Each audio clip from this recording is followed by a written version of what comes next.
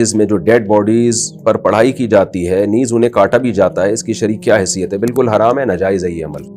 ایک ڈاکٹر صاحب مجھ سے الجھ پڑے کہ پھر ہم لوگ ترقی کیسے کریں گے مسلمان قوم؟ میں نے کہا ڈاکٹر صاحب ترقی کے لیے ضروری ہے کہ آپ اپنے والد صاحب کو جمع کرا دیں، جیسے ان کا انتقال ہونا تو ڈاکٹروں کے حوالے کر دیں کہ یہ ترقی کے لیے میرے والد محترم آپ کے پاس ہیں، آپ ان کو کاٹیں پیٹیں قیمہ بنائیں ان کا۔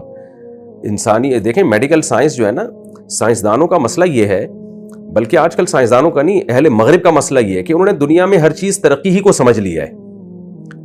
وہ ترقی کا بھوت ان کے اوپر سوار ہے، ترقی ترقی ترقی۔ ترقی کے علاوہ بھی بہت سارے غم ہیں دنیا میں۔ دیکھیں میڈیکل سائنس کیا کہتی ہے کہ مرد کسی خاتون کے ساتھ زنا کرتا ہے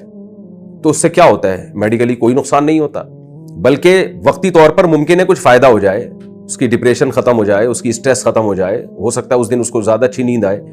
تو میڈیکلی تو وقتی طور پہ فائدہ ہو رہا ہے، لیکن اس سے سوسائٹی تباہ ہو رہی ہے، خاندانی نظام تباہ و برباد ہو رہا ہے، ولد الزنا بچے پیدا ہو رہے ہیں۔ تو سائنس جو ہے نا ایک چیز کو دیکھتی ہے، مذہب بہت ساری چیزوں کو کور کرتا ہے۔ مذہب صرف یہ نہیں دیکھتا کہ آپ نے ہینڈ پریکٹس کر کے اپنی ٹینشن دور کر لی اور اپنی ڈپریشن دور کر لی تو ہینڈ پریکٹس کو پروموٹ کرنا شروع کر دے، اور زنا کر کے آپ کی ریلیکس ہو رہے ہیں آپ تو زنا کو پروموٹ کرنا شروع کر دے۔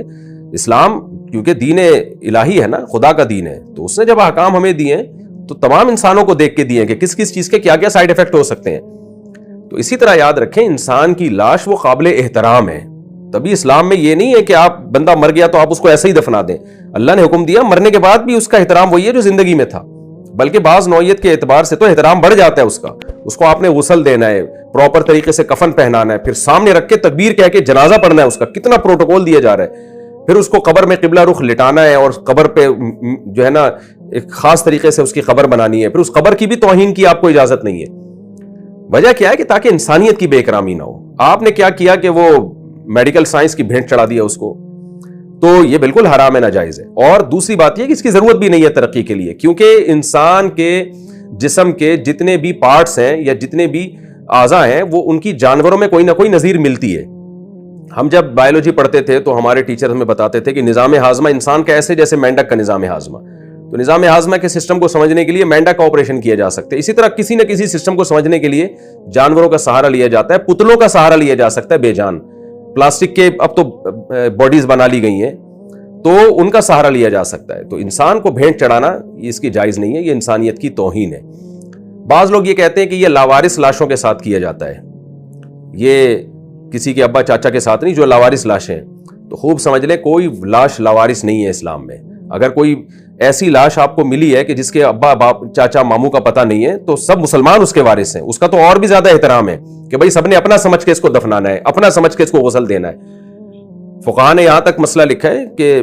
اور یہ قرآن و سنت ہی سے اخذ کیا ہے، تمام ائمہ کا اس پہ اتفاق ہے کہ اگر کہیں سے لاش ملتی ہے نا جس کے پتہ ہی نہیں چل رہا کس نے قتل کیا ہے تو تمام محلے والوں پر اس کی دیت لازم آتی ہے، تمام محلے والوں پر، کہ آپ ذمہ دار ہو کہ یہ لاوارث لاش یہاں کیوں پڑی ہوئی ہے، سب اس کی دیت ادا کریں گے اور وہ بیت المال میں جمع ہوگی اگر اس کے وارثوں کا نہیں پتہ چل رہا۔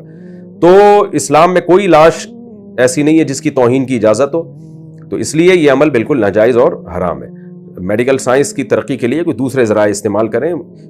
پلاسٹک کے جو پتلے آ رہے ہیں ان پہ یہ عمل سیکھا جا سکتا ہے، یہ جانوروں کے ذریعے سیکھا جا سکتا ہے، لیکن چونکہ غیر مسلموں کا تو کوئی مذہب ہی نہیں ہے، میڈیکل سائنس میں ہی ترقی ہی کا بھوت سوار ہے ان کے اوپر، تو ان کا آپ دیکھ لو کہ اخلاقیات تو ساری ایک طرف ہو گئی ہیں، ہومو سیکچولیٹی کی اجازت دے دی، اور بعض ڈاکٹر ہینڈ پریکٹس کو پروموٹ کر رہے ہیں، زنا تو سوسائٹی میں ایسا پھیل گیا کیونکہ ڈاکٹر